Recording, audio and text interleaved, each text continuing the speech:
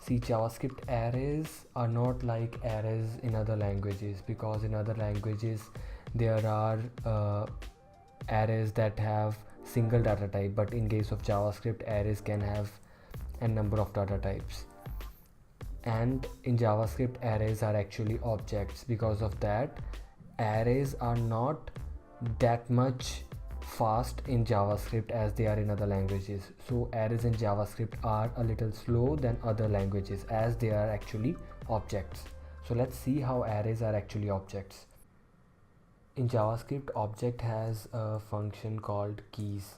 So that tells you the keys that an object has. The number of keys that actually it returns an array which includes the keys of the object, like so. So in this case, object has keys like 1 2 3, and that is what is returned as an array. And similarly, if I use this for the array itself, it returns the index as keys. So actually, array is an object that has what we called index as keys in that object. Okay. And now today we'll learn about the functions that are available in array prototype. We'll learn about accessor functions, mutator, iterator, and then ordering functions. Accessor functions to access elements, mutator functions to change the array itself, ordering functions to sort arrays, iteration for iterating, doing reduce for iterating over every element of the array. So let's start with accessor functions. See, these functions, indexof, lastindexof, are pretty easy. You can just have a look at them by yourself. I have included everything in this table. All the links will be in the description. So indexof returns the index, lastindexof, and then join, and then toString, and then concat. So here is the first array, and then there is the second array. Both arrays are concatenated as an output. Okay, now splice is a little different and a little more useful. It changes the original array. Okay, so in splice we have 3 arguments: index, length, and elements. So first we define the index, the starting index for splice, second the length, up to how much elements, and then the number of elements that we want to add at that place.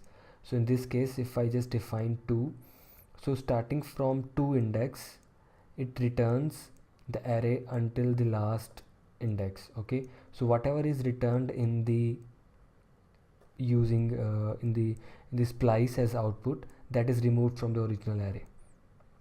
Similarly, in this case, starting from the second index, 1 element is returned and it is removed, and in this, these 2 elements are added at that position. And empty splice returns an empty array, and the original array remains as it is. And another thing, over here in the third argument, you can mention an array of elements as well. Okay, so that elements will be added like so, like these. Okay, then we have mutator functions. Push.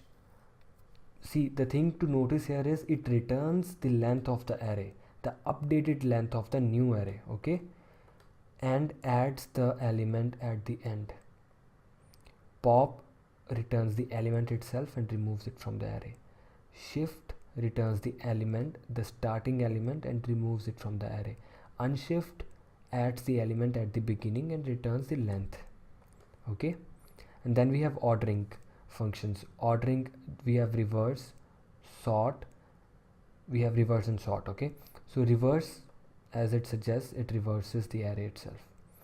Okay, and then we have sort. So what sort does is,